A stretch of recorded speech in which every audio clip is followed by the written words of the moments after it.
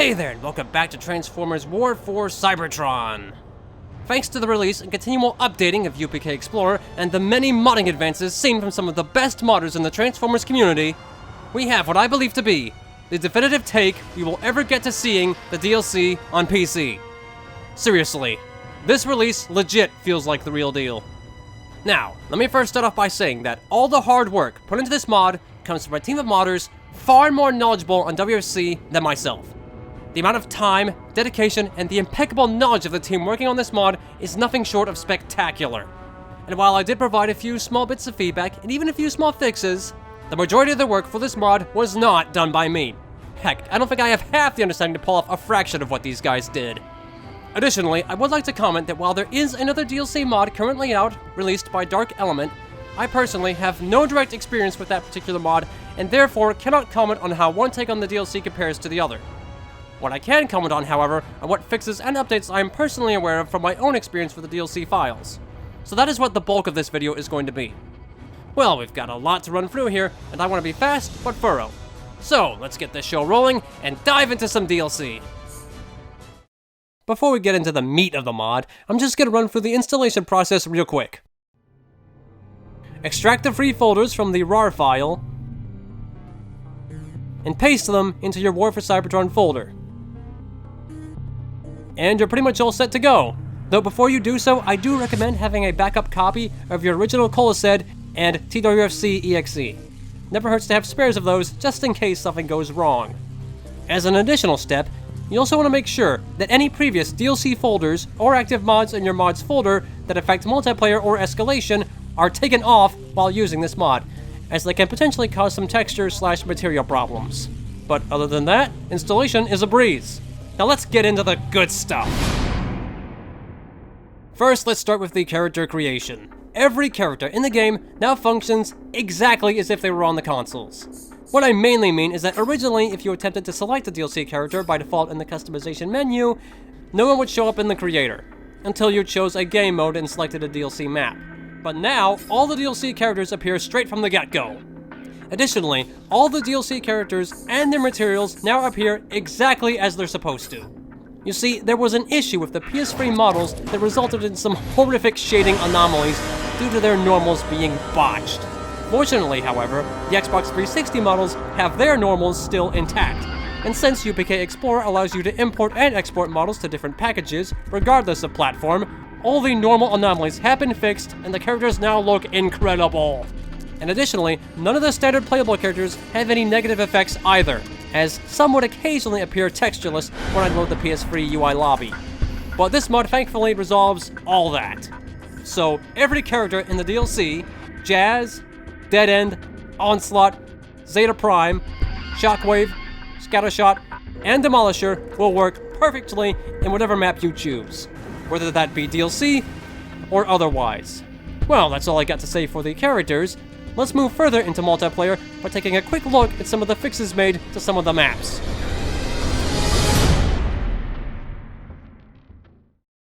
Up first, we have Fortress. Now, from what I remember, this map worked pretty much perfectly on PC. Granted, my method for actually playing them was less than ideal, and resulted in some issues that normally would not occur. However, the main issues with this map, as I recall, were a missing manhole material in the Autobots side of the map. That has now been restored and contains the appropriately orange-colored vents. I'm curious why High Moon didn't go for red-colored vents to match with the team aesthetic, but we've got it on PC now regardless. Additionally, there was another set of manholes on the walls of the Autobot spawn room that were also materialless, but those two have been fixed as well. So this map is pretty much perfect now as far as I know. Up next, we have Havoc. This was another map that worked almost perfectly on PC, sans a couple of minor issues. The first one that has seen some substantial improvement was the repairing of several strangely illuminated objects that would appear yellow. The majority of these anomalies have been fixed, and hopefully as UPK Explorer continues to be updated, the rest can be fixed as well. Another issue on Havoc was a missing material for a wall barrier on the Decepticon side. It now appears properly and contains the distinctive purple lights that are exclusive to this map. This may have been a minor issue, but I'm so glad they managed to solve it. And with that, we've got this map about as perfect as we can get for the time being. Speeding on, we have Sector, which to my memory was one of the few maps that worked perfectly. or at least had no missing materials or significant visual problems. There was one issue I was made aware of, however, and that was a set of missing chevrons at the Autobot side of the map. These, however, have been restored and now appear properly. Aside from that, though, not too much else to mention for Sector. Up next, we have Horizon, the most gorgeous map in the entire game, and also one of the most broken. Fortunately, though, every single problem here has been fixed. First, there were several textureless signs that appeared at the center of the map and at the entrance to the Autobot base. These signs that were once solid black now appear properly. Additionally, there was an explosion effect that appeared out over the cityscape that was noticeably missing as well, but that too has now been restored. And third and finally was the restoration of a missing shader that appeared when you entered into a waterfall into some crazy rainbow trip. So Horizon can now be enjoyed as the true beauty it was always meant to be.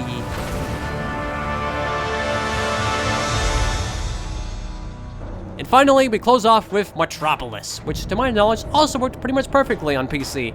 The only problems that I could personally recall was a missing saucer near the right overshield, which has been restored and despite its strange shading, does appear accurate to what is seen on consoles from what I can tell. There was also a green spinning sign out on the Decepticon side of the city that was missing, but that has since been restored as well. And that's all the notes I have on the multiplayer maps. There's also been a few general tweaks to several of the MP classes that I'll show you on the screen now. You can pause here and read them at your leisure. That's all for multiplayer. Let's escape onto Escalation.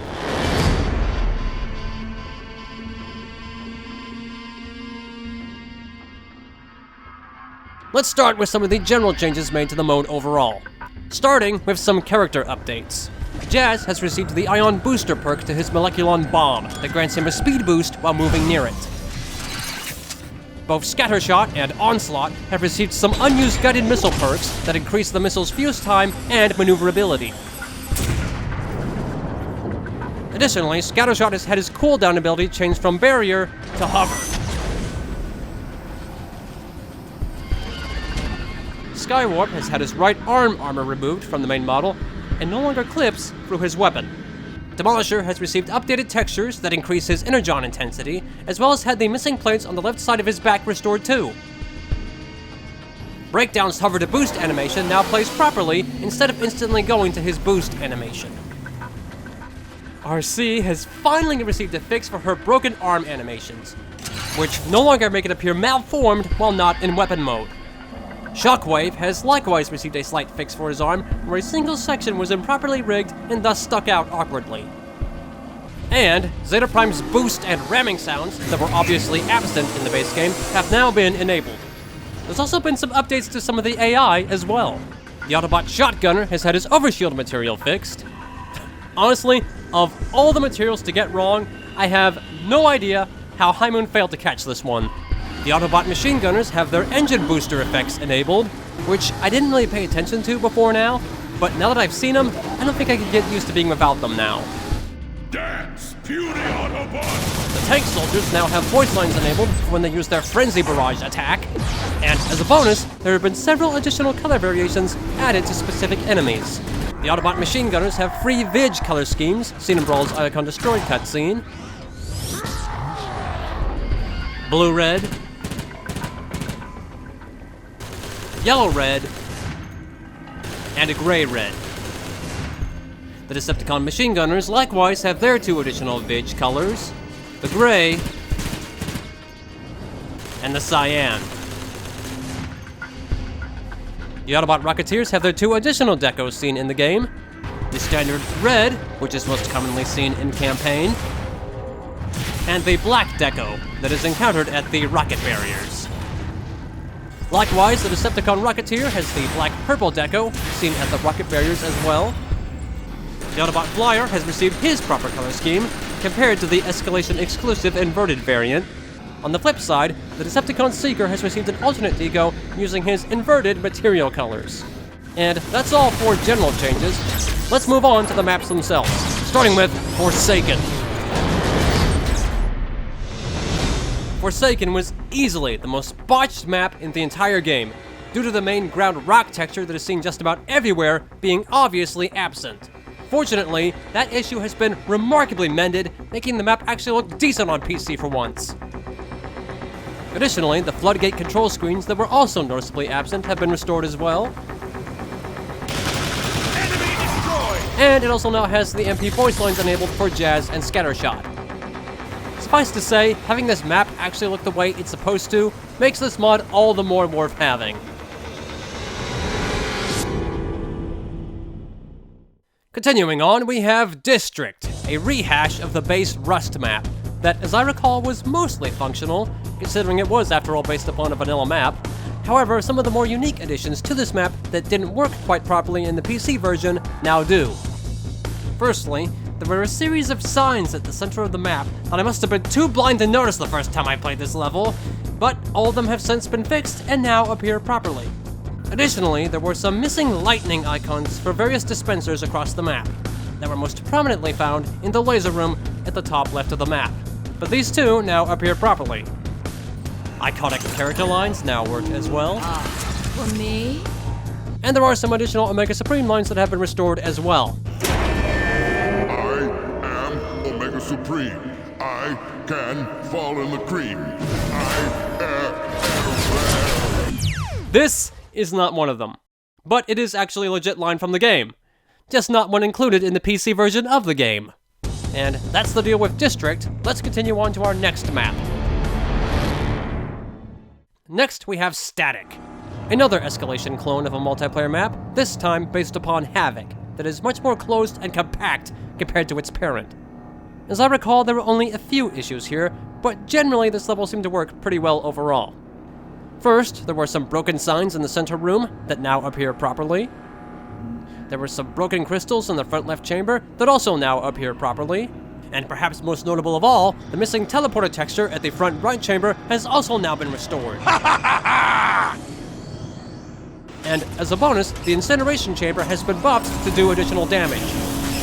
Granted, enemies still seem to prefer the upper level, so I don't know how much good it will actually do, but it's more useful now than it was before. And finally, we have Pulse, the map I've only actually played fully once. This map, much like Forsaken, suffered from some pretty significant problems. One of which actually required you to make a specific change to your cul-de-sac just so you wouldn't suffer a rainbow trip due to a missing shader. Fortunately, that issue is no longer a factor, and the map will load just fine on its own. Regarding other noteworthy fixes, there was an explosion effect seen on the side that appears properly now. A missing energy effect on the tail spike at the top of the center chamber has been restored. There was a bugged material on the ceiling of the first right room that now appears properly. The thermal mine spawner in the second left room has received a buff.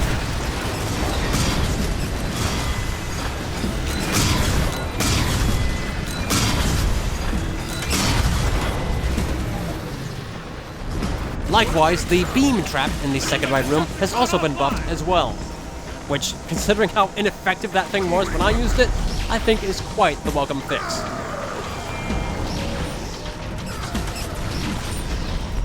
And to top it all off, the nuke purchase no longer crashes your game and works properly now, but does have the potential to damage players, which honestly is a fair enough trade compared to not having it at all. And that is all the info I have for the DLC mod.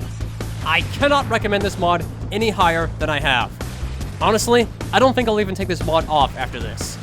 It's about as close to a proper DLC for the PC as we are ever going to get. A link to the mod will be in the description down below. And of course, I can't end the video without shouting out all the team members who made this marvelous mod a reality.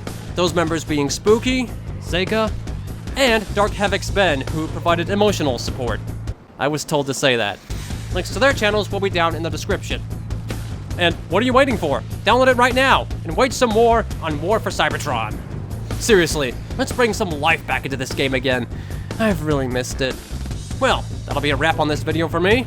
I hope to go back and revisit some of my many older War for Cybertron videos soon, thanks to the many modding advances we've had from UPK Explorer, but we'll see how things go this year. Anyway, I'll leave this here for you, and I'll see you in the war zone. Later!